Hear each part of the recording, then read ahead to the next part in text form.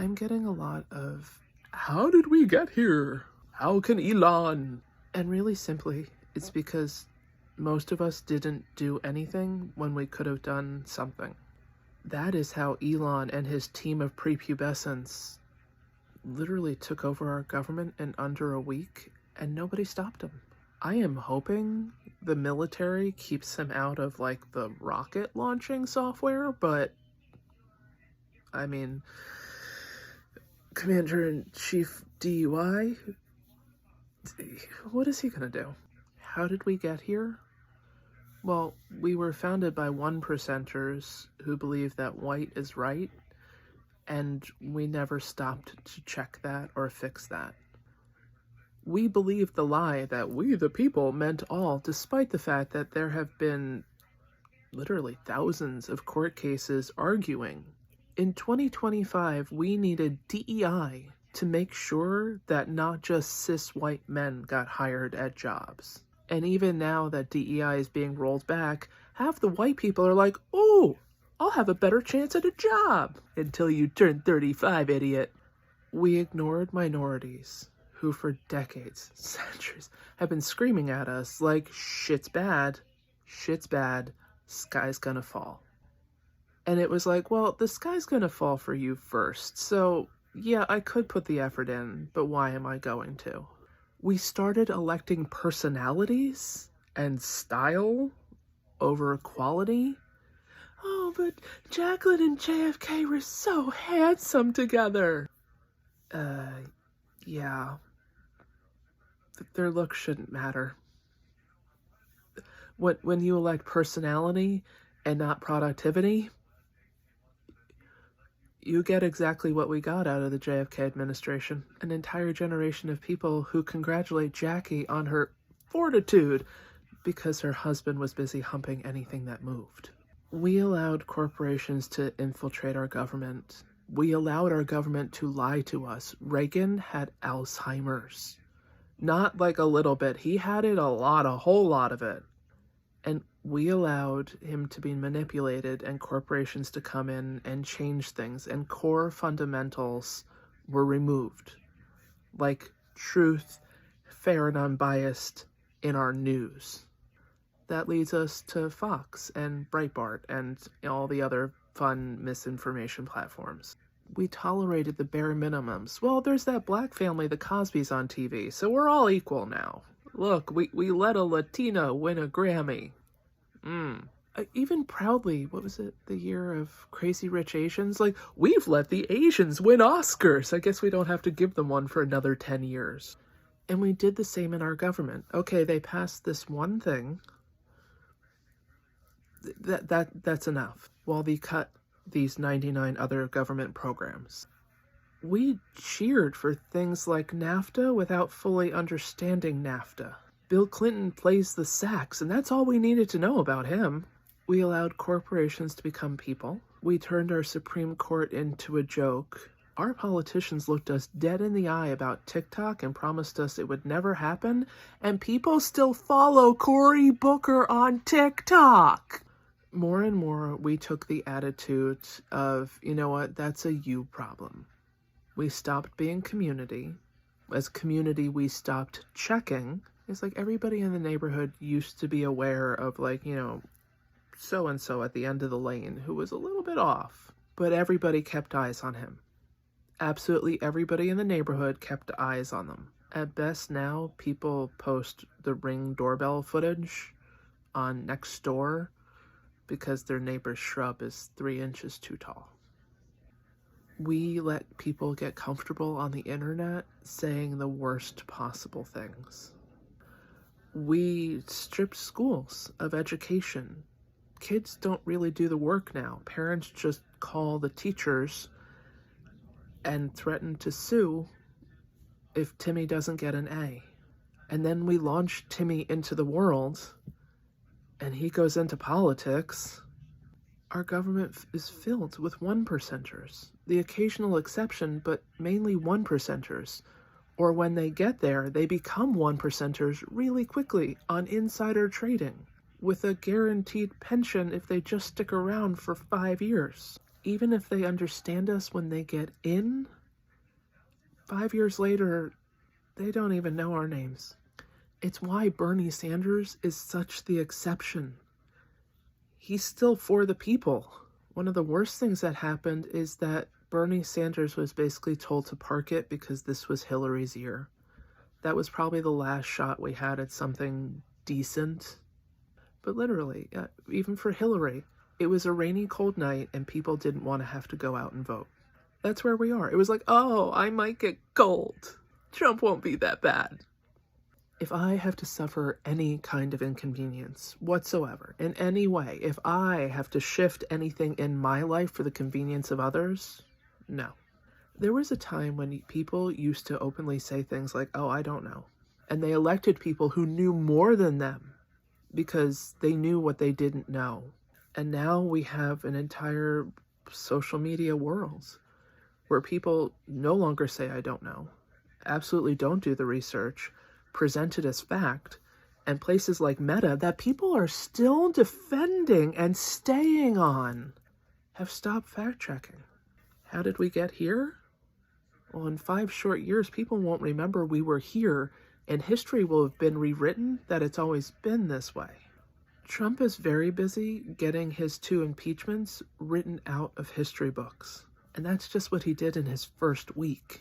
We got here because the people who were screaming about how bad it was were loud and aggressive. And as long as it didn't affect me personally, you'll fail before I fail. And honestly, that makes me feel kind of good. So, cool. We lost community. We lost control of our community. We doubled down on allowing people to be the worst people. And everybody in government is the kind of person who wouldn't try to stop Elon. Name one of our politicians that would run on over to the White House and tackle Elon to the floor and be like, yo, B, stop this shit.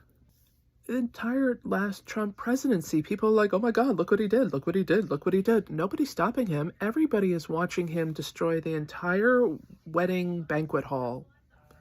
At this point, he is sitting in the middle of the wedding cake, taking a piss on the wedding gifts, and everybody's just standing on the other side of the ballroom going like, can you believe it?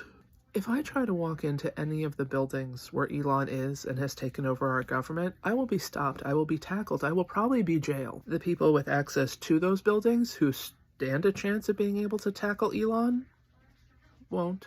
Did you see them trying to scurry on January 6th? Half of them can't even scurry. Elon has taken control of our government's computer systems, and who's trying to stop him?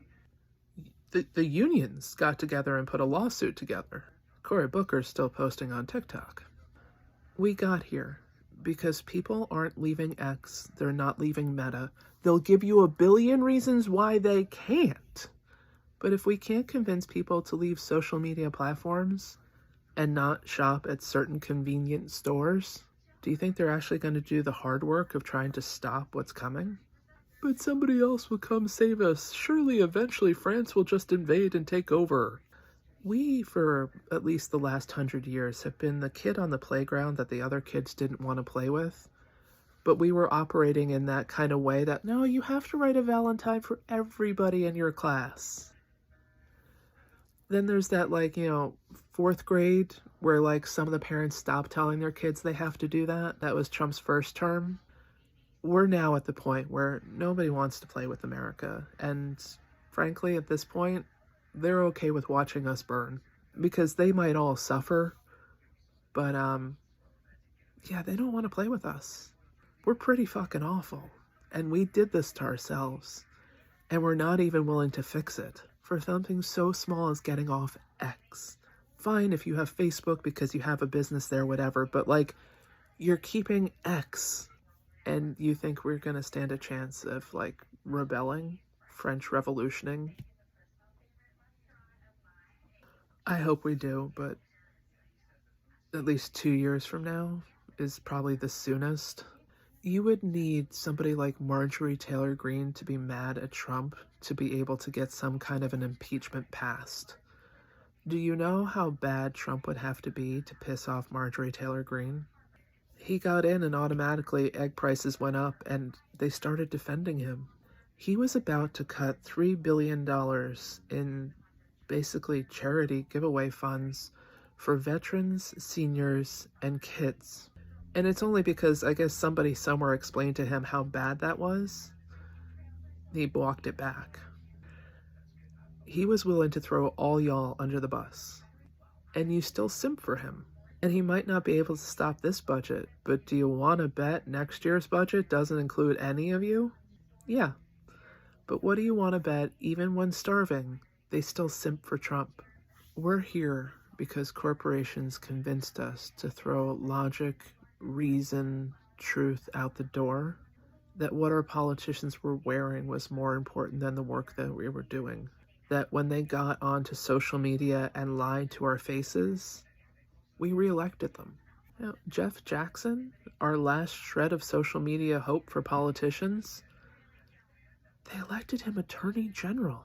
Oh, he'll do a better job in our state. I mean, he might be better than Republicans, but that's not even a bar. That's below the bar low. But that's what we're willing to take. That's what we're willing to tolerate. Well, I don't want to have to go into government. That's too much work. No, it's not. Because corporations just have to make one phone call, send a mass text to all our politicians and be like, hey, you know what? We don't want restrictions on toxic dumping. It gets done. Look how quickly our politicians moved to ban TikTok. They could if they wanted to. They don't. The Republicans have control of pretty much everything right now. They could be sitting down and every day passing 20 things. It doesn't matter if the Democrats are in the room. They could just get shit done. They're not. Their job is to not move things. And we keep voting for them. Lindsey Graham, Marco Rubio, Mitch McConnell, Ted Cruz literally left his state in a power outage freeze, and he got reelected. He did what the one percenters did during COVID.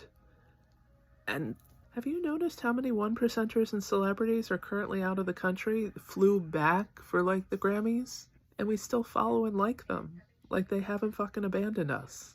If you want to know if we as a country are going to tolerate what's about to come, keep your eyes on the people we follow on social media. When that switches from one percenters and celebrities to Viva la Revolution, canners, homesteaders, informational sources, not the fake opinion posters who pretend to be the news. The fact that we, the people, will follow somebody because they tell us the news we want to hear, but don't like actual journalists or reporters because they're providing us with information we don't want to hear. We won't seek out the truth of the story itself. Oh, he's so cute on camera. Oh, I like how sweet she is when she tells me things. We're choosing pretty opinion readers over journalists because of looks. We have to put the work in first. How did we get here? We didn't put the work in. We just assumed somebody was going to do it for us. DeepSeek just launched. Well, not launched, but it really hit the US. And all ChatGPT has to say about it is, they stole our homework. Yeah, well, you guys scraped the internet, so, Instead of saying, like, fine, we're coming for you. You did this, we're going to do something better. They're complaining that DeepSeek stole their homework, borrowed their homework. We have to start doing the work, or we're never going to dig ourselves out of this hole. And we probably won't even dig ourselves out of this hole this generation. But if we won't do it, we definitely curse the next generation. We got here because we stopped doing our jobs, and we started voting for popularity, and we just kept believing the lie that somebody will come to save us. It won't be that bad.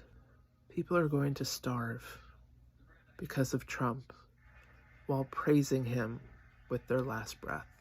We got here because we let ourselves.